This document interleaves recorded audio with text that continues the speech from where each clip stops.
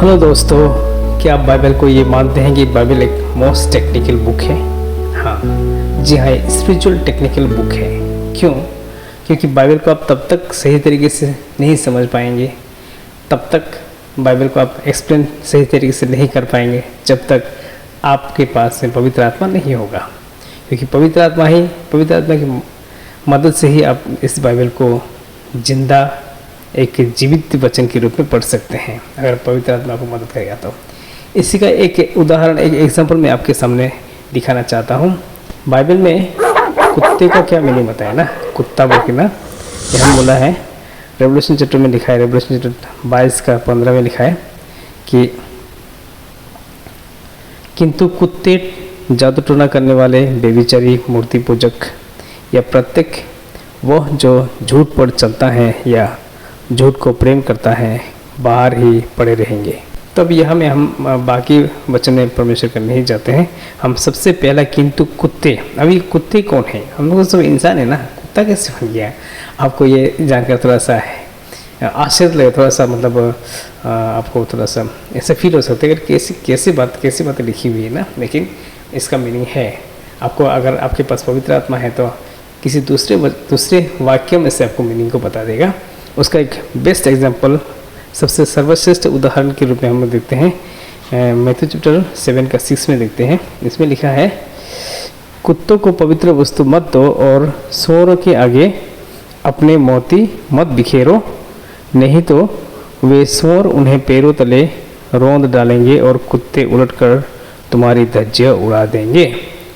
तो यहाँ पवित्र वस्तु की बातों को, पवित्र वस्तु को एक ऑब्जेक्ट बताते हुए ये बताया जा रहा है कि कुत्तों के सामने पवित्र वस्तु मत डालो। कैसे पता चले कौन कुत्ता है, कौन सा कुत्ता प्रवृत्ति का इंसान है, इंसान में किसका अंदर में कुत्ते का आत्मा है। कुत्ते का आत्मा अगर है तो उनके एक्टिविटी में परिवर्तन आएंगे। एग्जाम्पल आप देखिए, यहाँ पे कुत्ते को, पवित्र वस्तु कुत्तों को मत दो, इसका मतलब है कुत्ते उलटकर तुम्हारी धज्जियाँ उड़ा देंगे।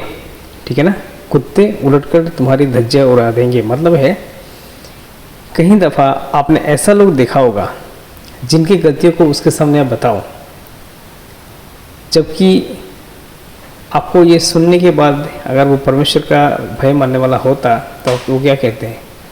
यू आर राइट, आप सही कह रहे हो, यस, ये सारी गलतियाँ मुझसे हो रही है। इंसान का, एक सिद्ध इंसान का नेचर क्या है? जब भी आप उसको गलती बताओ तो क्या करे? गलती को सुधारेगा। क्यों?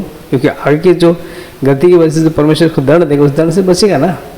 एक अच्छा सिद्ध सोच होने वाला इंसान यही सोचेगा कि मुझे इस गलती को दोहराने नहीं चाहिए और इस गलती से मुझे बाहर निकालना। क्योंकि गलती के रिलेशन क्या है? गलती के संबंध किससे होता है? दंड से होता है, परमेश्वर का दंड मिल सकता है।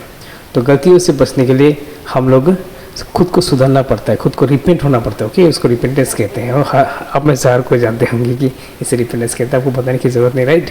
तो यहाँ क्या बोला है कि उलटकर तुम्हारी धज्जियाँ उड़ा देंगे, मतलब है कि कुछ लोग अपनी बॉन्डेज में, अपनी आदत में इसकी तरह चारों तरफ से जकड़ चुके होते हैं कि जब आप उसके गलतियों को बताओ तो उसको लगता है कि उसको अपने टॉर्चर कर रहे हो और उसको मतलब कुछ और फील करा रहे हो, मतलब कुछ डेंजरस फील करा रहे हो। तो क्या करेगा?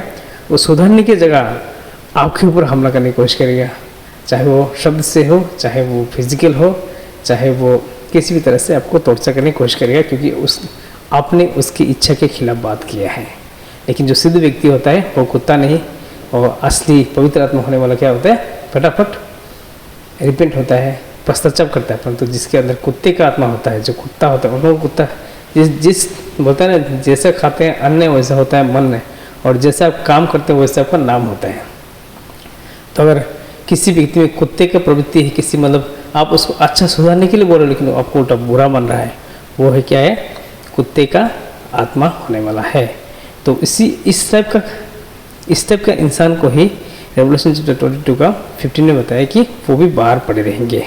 वो कहाँ, क्यों बाहर पड़े रहेंगे? क्योंकि वो सुधार को मन नहीं दिया, इम्प्रूवमेंट, रिपीटनेस को अपनाया नहीं, परंतु उसको इम्प्रूवमेंट का, सुधारने का जगह में उल्टा बोलने वालों पर हमला करते हैं।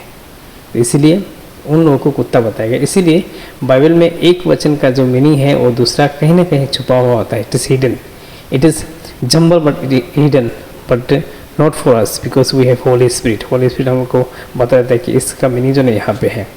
जब आप इसका मीनिंग नहीं जानोगे, जब आप प्रचार करोगे तभी गलती प्रचार करोगे। क्यों? क्योंकि जो आपका सोच में है वही बोलोगे ना, जो अंडरस्टैंडिंग है वही बोलो, लेकिन एक्चुअली आप अपना अंडरस्टैंडिंग से प्रचार नहीं करना चाहिए। ऑलरेडी यहाँ पे एक वचन का, एक शब्दों का जो मतलब है, उसका जो अर्थ है, एक पद का अर्थ किसी और बुक में भी लिखा हुआ होता है। क्योंकि इसीलिए बाइबल को कहा जाता है it is technical book, it is technical spiritual book.